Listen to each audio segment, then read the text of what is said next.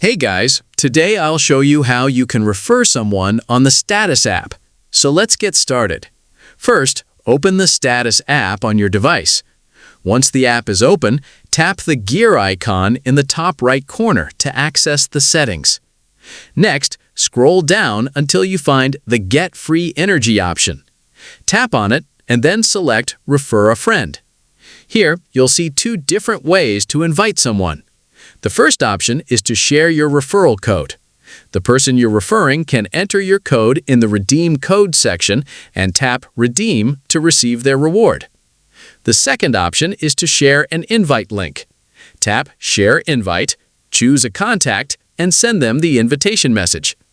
Once they receive the message, they simply need to open the link and follow the instructions to join the app. After they complete the required steps, both you and the person you referred can receive the available rewards. That's it. If you found this video helpful, consider giving it a like and subscribe.